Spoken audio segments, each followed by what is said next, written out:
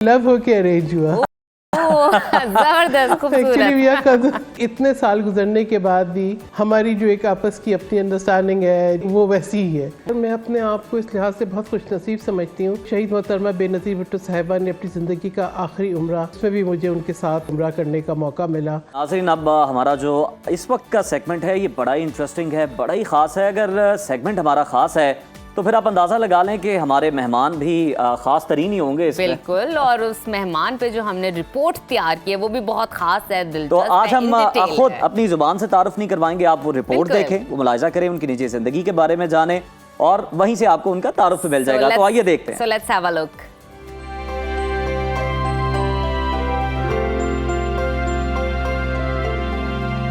पाकिस्तान की नामवर सियासतदान, माहिर तालीम और समाजी रहनुमा सहर कामरान कराची में पैदा हुई। उन्होंने ग्रेजुएशन की डिग्री कराची यूनिवर्सिटी से हासिल की। 1986 में पीपल्स पार्टी का स्टूडेंट विंग ज्वाइन किया और पीपल्स स्टूडेंट्स फेडरेशन के प्लेटफॉर्म से बाकायदा सियासत का आगाज किया। 1987 में वो कराची यूनिवर्सिटी में PSF के गर्ल्स विंग की सदर मुंतखब हुई। सियासी सरगर्मियों में बढ़ चढ़कर हिस्सा लिया और खुद को एक मुतहर्रिक और सरगर्म कारकुन के तौर पर मनवाया। 1999 से 2013 तक सऊदी अरब में तालीम के शोबे में खूब नाम कमाया और आलमी सतह पर खुद को तस्लीम कराया। सऊदी अरब में 14 साल क़याम के दौरान तालीम और समाजी कामों में पाकिस्तान का नाम रोशन करने पर 2011 में उन्हें आला तरीन सिविल अवार्ड तमग़ा इम्तियाज से नवाजा गया। 2007 में मोहतरमा बेनज़ीर भुट्टो के साथ दुबई से पाकिस्तान आई। शहीद मोहतरमा के शाना बशाना खड़ी हुई और सानहा कारसाज में जख्मी भी हुई। 2012 में पहली बार सेनेटर मुंतखब हुई। पाकिस्तान की खिदमत के लिए सऊदी अरब से अपना सब कुछ छोड़कर मुल्क वापस आई। पार्लिमानी और सियासी महाज पर जिद्दोजहद शुरू की। 6 साल सेनेटरशिप के दौरान सहर कामरान सेनेट की कायमा कमेटी बराए दिफाई पैदावार, खारिजा उमूर, विफाकी तालीम व पेशावराना तरबियत, overseas Pakistanis, human resource development और इंसानी हुकूक की फंक्शनल कमेटी की रुकन रहीं और अपना प्रोएक्टिव रोल प्ले किया।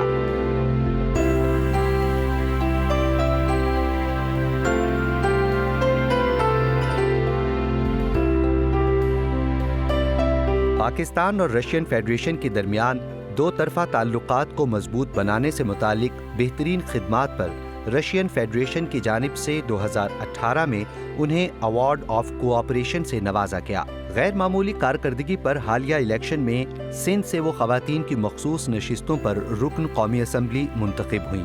सहर कामरान इस वक्त कौमी असम्बली की कायमा कमेटी बराए निजकारी की रुकन हैं और इदारों की निजकारी से मुतालिक अपना भरपूर किरदार अदा कर रही है।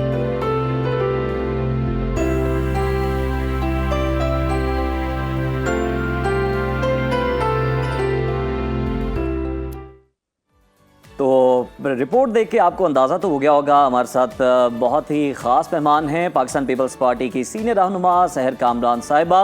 वेलकम टू सुनो पाकिस्तान, सहर कामरान साहिबा। जी वालेकुम सलाम, बहुत शुक्रिया। मैं तो I was so emotional to see you.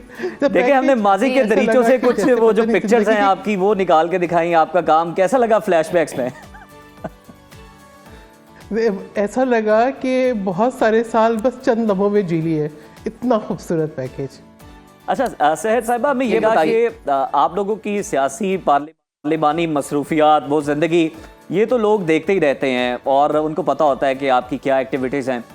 ये बताएं कि निजी लाइफ कैसी होती है, क्योंकि ये लोगों के सामने नहीं आती, तो लोग इस बारे में भी जानना चाहते हैं कि आखिर ये जो सियासतदान हम टीवी स्क्रीन पर देखते हैं, पार्लियामेंट में देखते हैं, ये अपनी निजी जिंदगी को किस तरह लेकर चलते हैं, किस तरह से चीजें मैनेज करते हैं। और रुज़ैर, सबसे इम्पोर्टेंट चीज सहर साहिबा ये भी बताएगा कि घर वालों के लिए टाइम मैनेज कैसे करती हैं। अच्छा, आर्ट ऑफ बैलेंसिंग मैं समझती हूँ ख़वातीन के पास जो है ना सबसे जो खूबसूरत हुनर होता है वो आर्ट ऑफ बैलेंसिंग होता है। लेकिन इस वक्त तो मेरे साथ थोड़ा सा सिचुएशन थोड़ी सी ट्रिकी है, क्योंकि मेरे दोनों बच्चे जो हैं इस वक्त UK में अपनी तालीम के लिए, और मेरे हस्बैंड जो है वो स्टिल सऊदी अरेबिया में है। एंड मैं शादी होकर सऊदी अरेबिया गई थी, so I lived there for about 20 years। और उसके बाद जब मैं इधर वापस आई हूँ तो but exactly we stay connected. एक तो जो है वो मैं अपनी नींद कम करती हूँ, लेकिन बच्चों के साथ, हस्बैंड के साथ हमारी जो है डेली कम्युनिकेशन होती है, फ्रीक्वेंट विजिट्स होते हैं।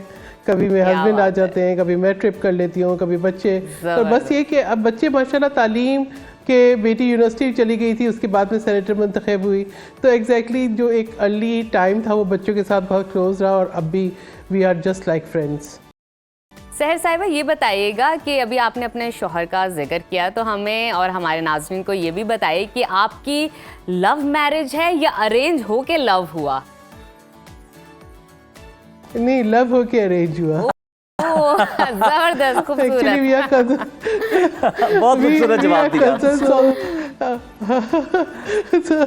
We are cousins also. और मेरे हस्बैंड जो एनईडी यूनिवर्सिटी में थे when I went to Karachi university, तो हमारी एक बड़ी अच्छी अंडरस्टैंडिंग है। माशाल्लाह। और मुझे बड़ा एक समझती हूँ ज़िंदगी में सबसे खूबसूरत चीज़ ये है कि इतने साल गुजरने के बाद भी हमारी जो एक आपस की अपनी अंडरस्टैंडिंग है, जो ट्रस्ट है, जो कनेक्टिविटी है, और वो वैसी ही है।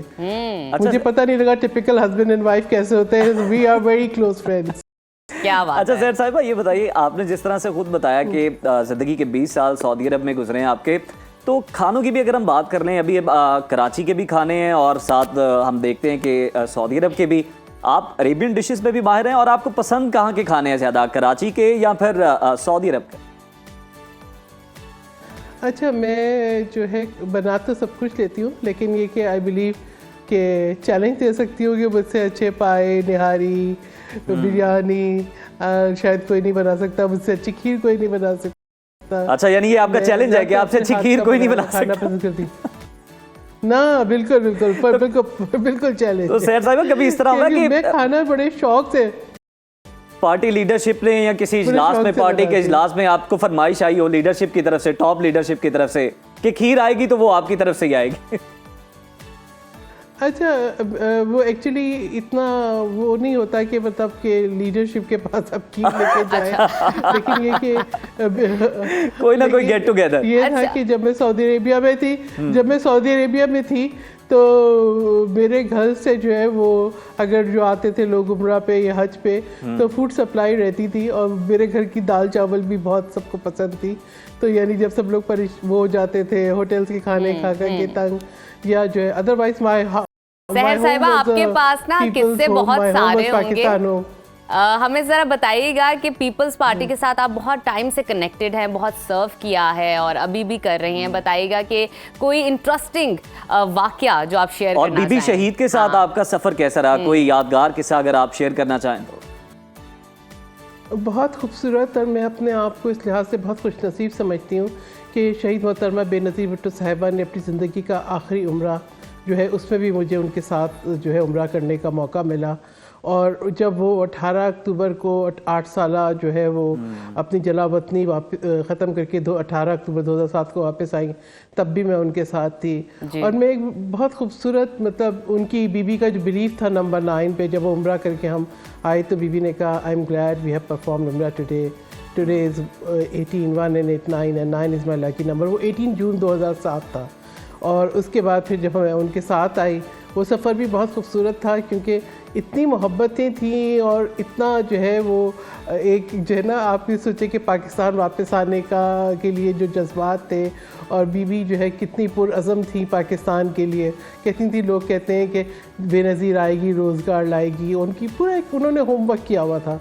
और वो इतने खूबसूरत हम उस सफ़र में आए, और फिर वो अनफॉर्चुनेट और जो हादसा हुआ उसमें मैं भी इंजर्ड हुई, और वो हमारे तकरीबन 155 जो है वो शहीद हुए पीपल्स पार्टी के जाले। और फिर भी बीबी का जो अज़म था ना, बीबी से हर लम्हे सीखा है। और उनके साथ तो मैं समझती हूँ कि जितना भी बात करूँ वो कम है, और बस वो एक दफ़ा जो है वो जो है बात भी कर लेती थी तो बहुत अच्छा लगता था, हक कर लेती थी। बेशक बेशक सहर साहिबा, बड़ी बहुत सी आपकी यादें उनके साथ हैं, बड़ी खुशगवार। आपने अभी भी एक बात शेयर की।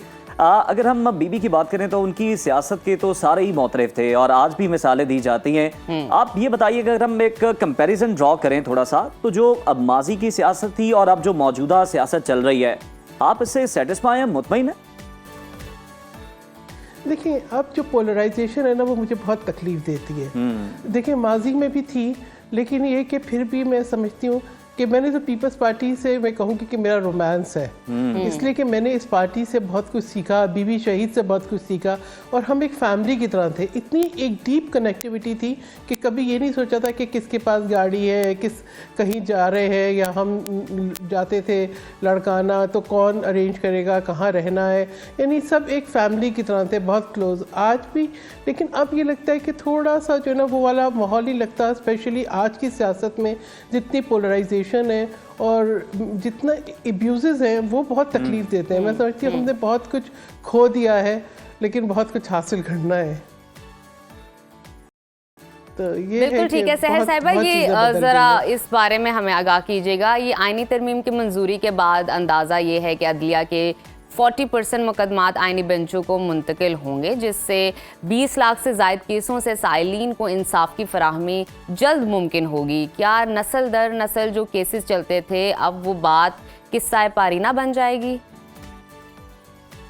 देखिए ये बहुत अहम है। आप देखें पाकिस्तान का शुमार जो है 142 ममालिक में हमारा जो जुडिशल सिस्टम है वो 1 से 30वें नंबर पे हमारी रैंकिंग है, और दिस इज़ वेरी अलार्मिंग। तो जहाँ पर शहीद जुल्फ़िकार अली भुट्टो को 1979 में शहीद कर दिया जाए और 2024 में आके बताया जाए कि जी उनको इंसाफ नहीं मिला, तो जहाँ पर जो है यूसुफ़ गिलानी, मतलब प्राइम मिनिस्टर और प्राइम मिनिस्टर्स की बात कर रही हूँ, उनको बरतरफ किया जाए और 2024 में आके अतर मिनुल्लाह कहें कि जी वो गलत था, तो आम आदमी को आप ये देखें वो तो अपनी ज़िंदगी गुजार देते हैं वकीलों को फ़ीस देते हुए, अदालतों के चक्कर काटते हुए, और उनके मामूली केसेस के फ़ैसले नहीं होते। मैं समझती हूँ ये बहुत अहम जो है लेजिस्लेशन है, और इसकी बात आज नहीं, इसकी बात जैसे कि चेयरमैन बिलावल ने कहा कि कायद-ए-आज़म मोहम्मद अली जिन्ना ने भी गोल मेज़ कॉन्फ्रेंस में इसका खाका पेश किया। फिर 2006 में जब ये चार्टर ऑफ डेमोक्रेसी साइन हुआ तो पिछले तजुर्बात तो थे, ये नहीं पता था कि 2024 में कौन चीफ जस्टिस होगा, तो इसको शख्सियात और वाक़यात से अलग करके देखें तो ये बहुत अहम लेजिस्लेशन है। बिल्कुल अहम लेजिस्लेशन है। अच्छा सहर साहिबा, ये भी बता दीजिएगा कि पहले हम देखते थे कि मौजूद जज ही जज हजरात को तैनात करते थे और निकाला भी करते थे, अब इस हवाले से एक पूरा मैकेनिज्म नया बना दिया गया है। सवाल उठता है कि क्या बाकी दुनिया में भी जजेस की अपॉइंटमेंट का यही तरीक़ेकार राइज है? जी, ज़्यादातर ममालिक में जजेस की तैनाती या तो पार्लियामान करती है, या जिस तरह से हमारे यहाँ के पार्लियामान और एग्जेक्टिव्स इनकी एक मुश्तरका कमेटी होती है और वो करती है। ये कहीं नहीं होता है कि जजेस अपने आप को खुद ही बना कह जी मैंने अपनी अपॉइंटमेंट कर ली। देखिए हर शोबे में हर शख्स की अकाउंटेबिलिटी होती है, और यही तरीक़ेकार होता है मेयार रखने का। तो ये तो कहीं नहीं होता कि जी बस अब मेरी बारी, फिर तुम्हारी बारी, फिर उसकी बारी, ऐसा नहीं होना चाहिए। आई थिंक ये एक हेल्दी कंपटीशन भी होगा कि जजेस भी अपनी कारकर्दगी पे देखेंगे, वरना तो देखें ना जजेस तो 2 महीने की छुट्टी पे चले गए, अभी गर्मियों की छुट्टियां, अभी सर्दियों की छुट्टियां, अभी जो है कॉज लिस्ट नहीं लगी, केस के फैसले आ गए, अभी जो है वो केस पेंडिंग पड़े हुए हैं, पॉपुलर केसेस के ऊपर आप जो है रिमार्क्स दे रहे हैं। तो मैं समझ रही हूँ हमारी जो तारीख थी कि जजेस जो है वो टमाटर की कीमतें मुकर्रर करें, नुस्ला टावर गिरा दें,